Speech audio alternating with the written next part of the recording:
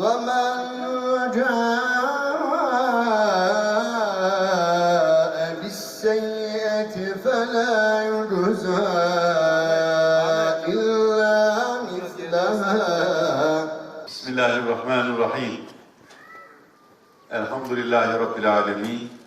Vessalatu vesselamu ala Resulina Muhammedin ve ala alihi ve ashabihi ecmain. Bizleri yoktan var eden, varlığından, sevgisinden haberdar eden Yüce Rabbimize sonsuz hamdü senalar olsun. Sevgili Peygamberimiz Muhammed Mustafa başta olmak üzere bütün peygamberlere salat ve selam olsun. Cami, mescit bizim şehirlerimizin ruhudur. Cami bizim medeniyetimizin kalbidir. Cami olmadığı zaman şehirler sadece taş ve betondan ibaret olur. Çok kıymetli kardeşlerim, sevgili Peygamberimizin bir hadisi var. Buyuruyor ki, yeryüzü bana mescit kılındı. Aslında Müslümanlar her yerde namazlarını kılabilirler. Temiz olan bütün topraklarda biz namazımızı eda edebiliriz. Peki niye cami yapıyoruz? Cami sadece namaz kılmak için yapılmaz. Çünkü cami hem bizim ibadet mekanımız, cami hem bizim bilgi mekanımız. Biz orada Allah'ı öğreniriz. Biz orada yavrularımıza, çocuklarımıza peygamberlerini öğretiriz. Cami aynı zamanda bizim sevgi mekanımız. Biz birbirimizi sevmeyi öğreniriz. Saflarımızı sık ve düzgün tutmayı öğreniriz. Hocalar tam farza dururken döner size derler ki saflarınızı sık ve düzgün tutun. Zannetmeyin ki o çağrı sadece namazla ilgilidir. O çağrı namazdan sonraki halimizle ilgilidir aynı zamanda. Safları orada sık ve düzgün tutmayı öğreniriz. Sokağa çıktığımızda birbirimize sahip çıkmayı öğreniriz. Birbirimize yurt olmayı öğreniriz. Birbirimizin derdiyle dertlenmeyi öğreniriz. Cami aynı zamanda bizim birlik mekanımız. Biz orada kalpleri birleştiririz. Bakın, bizim en büyük eksiklerimizden bir tanesi bedenleri camide buluşturuyoruz ama ruhlarımız az buluşuyor. İnşallah ruhlarımızı da buluşturacağız. Kalplerimizi de birleştireceğiz ve cami aynı zamanda bizim vahdet mekanımız, tevhid mekanımız, vahdet mekanımız, birlik mekanımız. Sizin burada herhangi birinizin evinde namazlarınızı kılması farzı yerine getirmiş olursunuz. Allah'ın emrini yerine getirmiş olursunuz. Ama eksik kalır. Tam olabilmesi için birlik ruhu içerisinde aynı Rahman'a secdede buluşmalısınız. Ne muhteşem bir ibadet. Namaz ne muhteşem bir ibadet.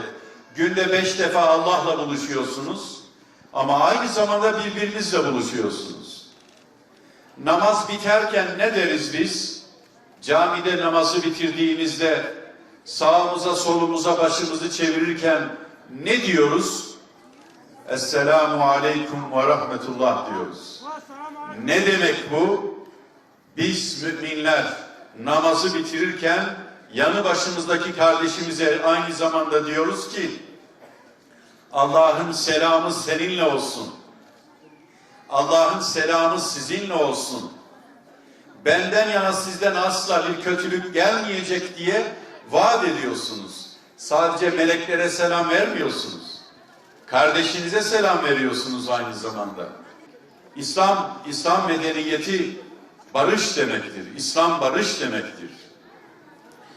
Bizim en büyük sembolümüz, en büyük şiarımız, en büyük sloganımız Esselamu Aleyküm. Selam sizinle olsun. Sevgili Peygamberimiz tanıdığınız tanımadığınız herkese selam verin buyuruyor. Kadın erkek tanıdığınız tanımadığınız herkese selam verin. Sevgili Peygamberimizin selam vermediği bir tek çocuk yoktur. Çocuklarla dahi karşılaşırken Allah Resulü onlara selam vermiştir. Aziz kardeşlerim, cami aynı zamanda bizim özgürlük mekanımız. Bizim bağımsızlığımızın simgesi.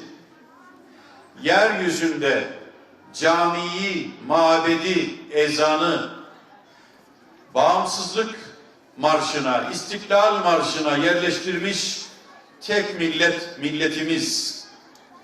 Değmesin mabedimin göğsüne namehremeli, bu ezanlar ki şehadetleri dinin temeli, ebedi yurdumun üstünde benim inlemeli derken Akif şair, İstiklal şairimiz caminin, mabedin, ezanın aynı zamanda bağımsızlığımızın, istiklalimizin simgesi olduğunu ifade etmiştir.